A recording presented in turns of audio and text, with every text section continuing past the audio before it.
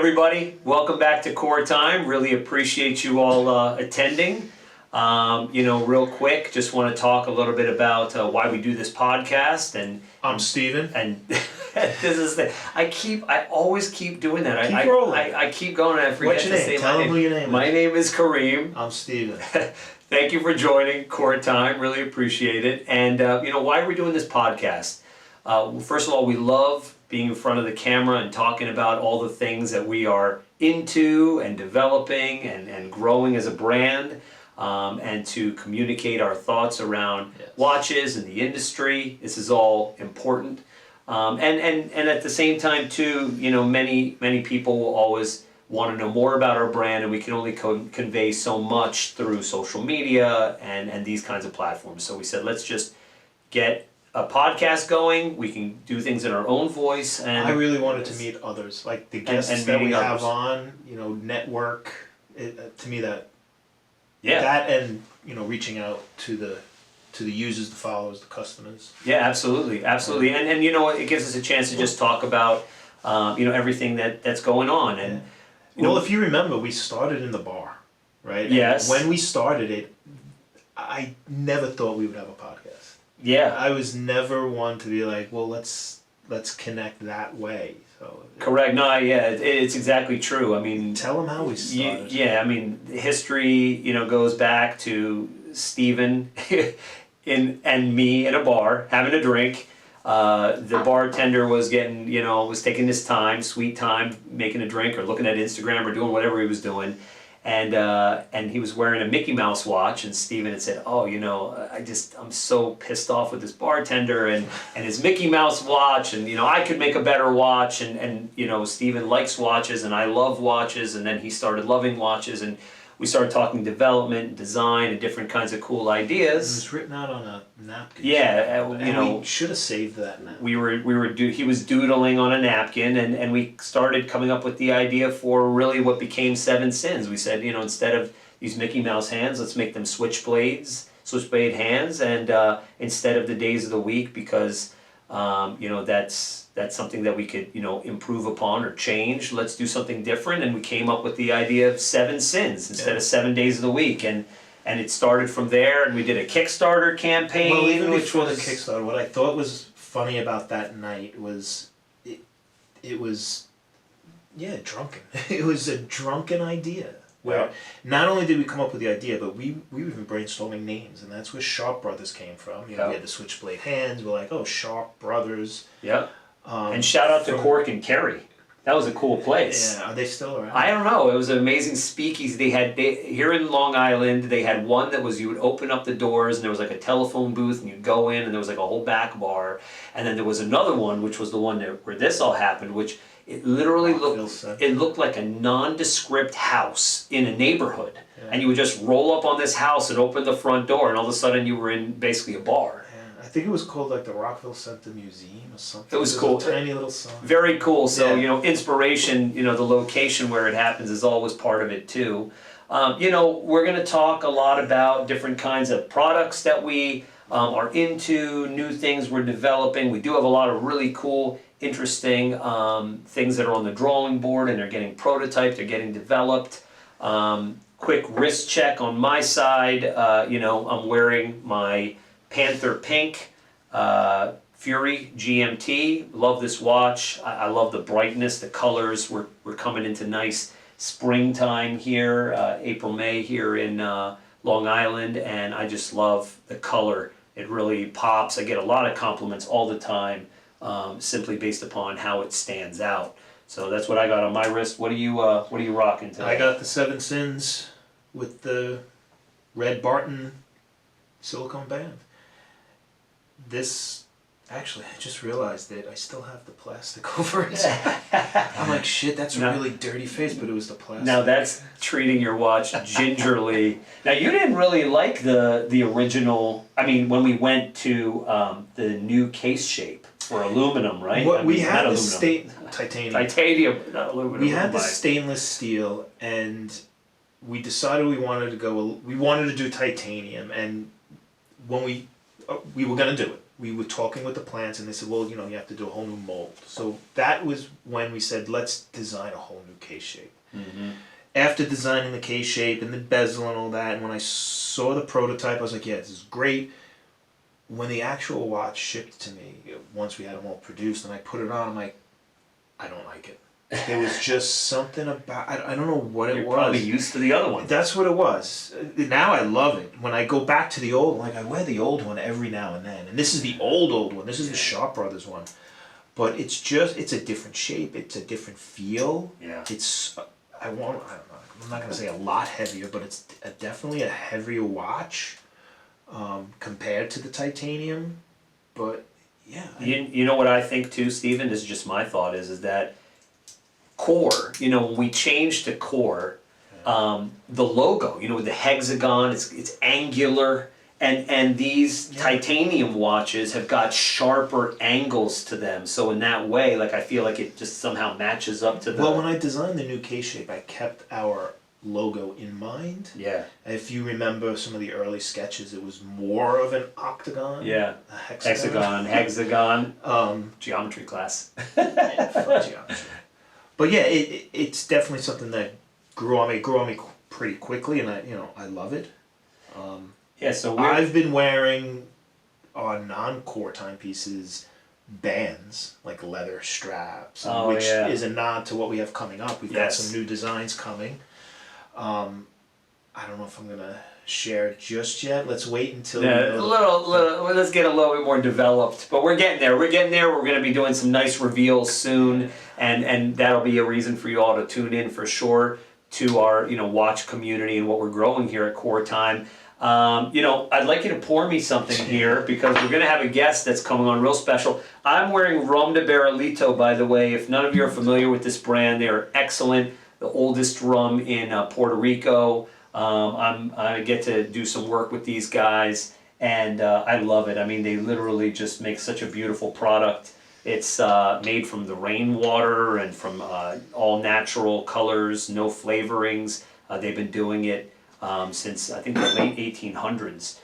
So that's what I got here, and we're gonna have Jason Hutton, who's going to be joining us today, who is putting on a wonderful event in Toronto in September, the Toronto Watch Show.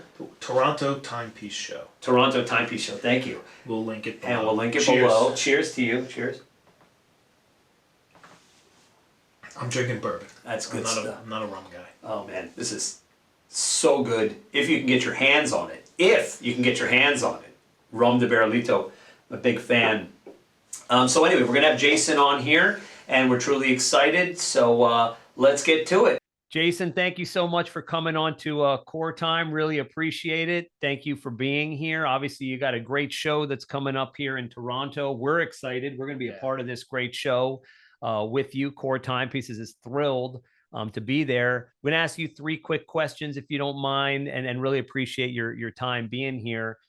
First of all, how'd you get started in the watch industry? I know you got a watch company, and you do a lot of things in the watch space. Been a big fan and a supporter. Why don't you tell us a little bit about how you got started here? I've always been a fan of watches, and even my earliest kind of nice watch. I remember I graduated from high school a long time ago, and my mom asked me what I wanted. I wanted a nice watch, so that was kind of my first foray into, having a nice watch on the wrist. Continued to enjoy them, and really about 15 years ago I kind of went down the rabbit hole and started just enjoying and exploring like micro brands and independent brands, and really discovering the world of watches and timepieces, and I think more importantly getting to meet others who are also enthusiasts within the space. And since then it was just a passion, and I looked for opportunities to be a deeper part of that, which included starting my own brand and now working in the Toronto Timepiece Show, which I'm absolutely loving. Nice. Jason, what was that first watch? Do you remember? It's don't judge me too much. It was like a fashion watch. So it was a Gucci G face. I still have it. It's incredibly tiny. And it's, knowing what I like of watches now, I'm really more into mechanical timepieces and automatic timepieces. So it's not something I would buy now, but I remember wearing that on my wrist and feeling pretty proud to wear it. So that was the first watch. So cool. Yeah. And I think for you, it was what, one of those Casio calculator watches so you could cheat in science class? It Is that what was, you had? yeah. I had gotten I had one of those too, and going further back, I remember it was like a digital watch, but it was one of the old red screen LEDs. Like you press the button and it would light up for 10 seconds. I Yes. remember, getting a lot of attention because like, oh, Jason's got a digital watch. It's kind of cool, right? So I don't have that one anymore, unfortunately, but that was pretty fun. So, yeah, I've always liked it. It's a way to express yourself, right? When you got a timepiece on the wrist. exactly. And as you grow, you want to express yourself differently. So yeah, don't judge Jason as a senior. Yeah, um, that's okay. Like I say, I think every watch and every timepiece has its place. So, like I say, it's just your tastes evolve over time. That's just a natural thing with any Oh, yeah. yeah. So, I mean, you've got this great event coming up here in Toronto. Told Steven as soon as we said we were going to attend, I said, make sure you got your passport under control. Turns out that he doesn't. So we got to get a expedited passport and get him all set up for that so we can Well, I got actually, a little bit of time. It's September, so yeah, we're good. Can you Oh, just don't wait too long. no, Things I'm have a gonna habit do of it after delaying. this. Yeah. Can you just tell us about the Toronto Timepiece show? Absolutely. So it's happening in downtown Toronto from September 27th to 29th, 2024. It's really the first time a timepiece event of this nature is taking place in Canada. So we're very, very excited about that. The community is super excited.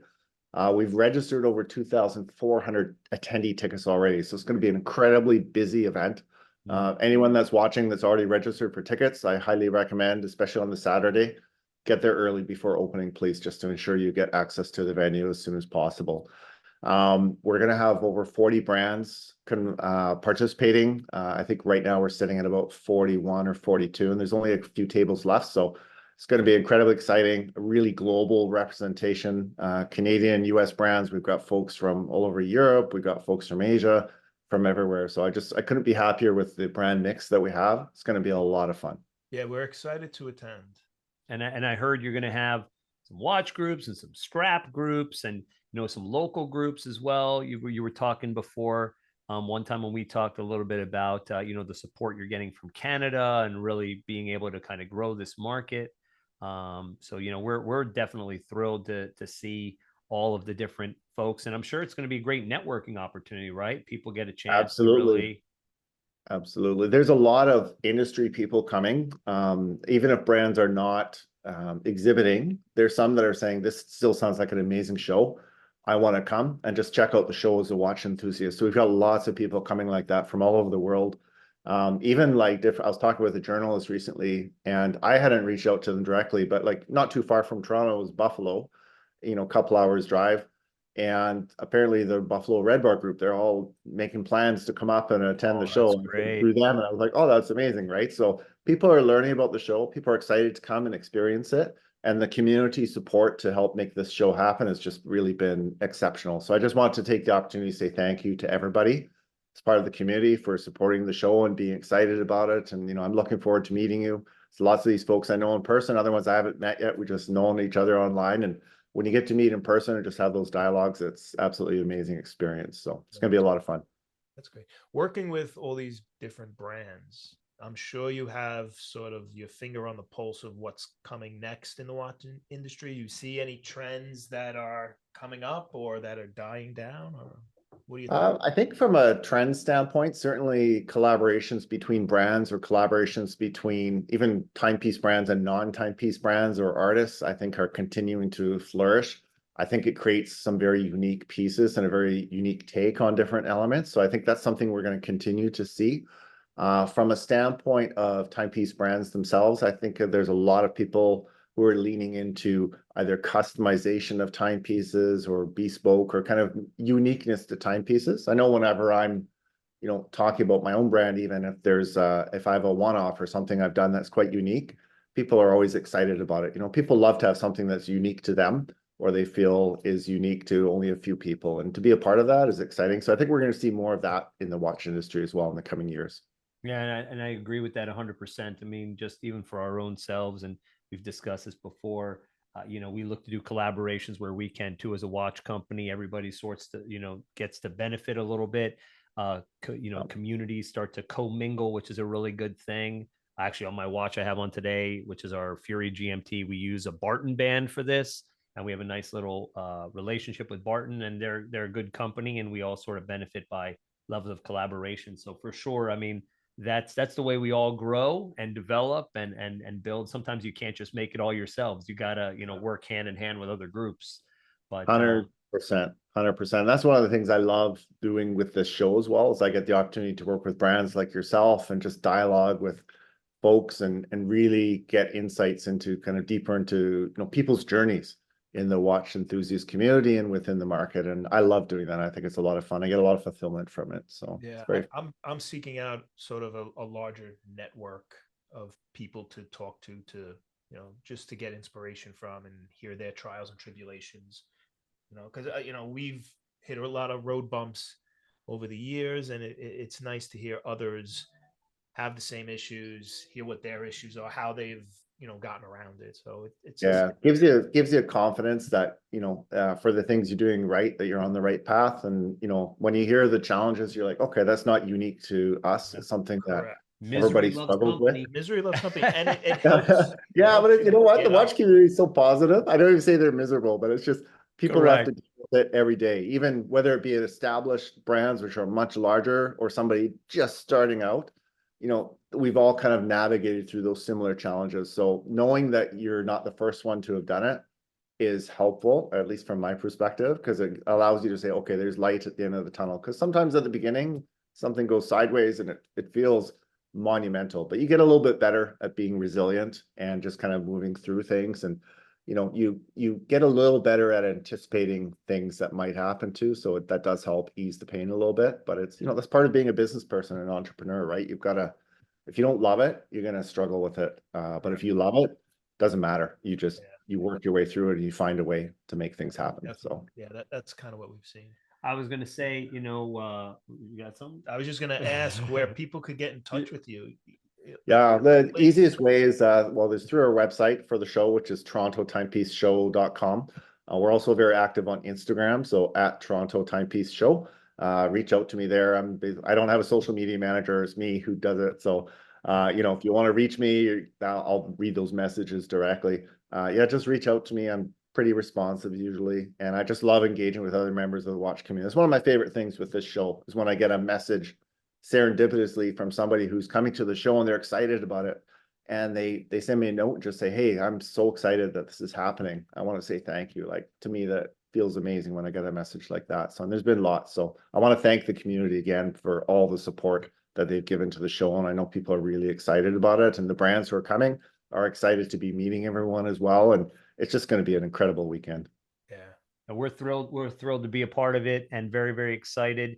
Everybody make sure to get to Toronto to this wonderful event, which is going to be coming up in September With your passport. with your passport. With your passport, if you're not Canadian. Yeah, That's right. And for the community out there, make sure to follow, like, and subscribe to Core Time. And for more information about Core Timepieces, we are at coretimepieces.com. Jason, thank you so much for being on the show today. Really appreciate it. Can't wait to see you in Canada. And, you know, thank you so much again for all your help and support. Thanks for the time. Anytime. And thank you, and look forward to hosting you in Toronto in a few months' time. So thanks, guys. Thanks, Jason. Thank you. Thanks a lot. Thank you all for watching our episode here of Core Time. And as always, please like, follow, and subscribe to our various social media platforms. And for more information about the things we're doing here at Core Timepieces, please visit coretimepieces.com. Thanks again. See you guys.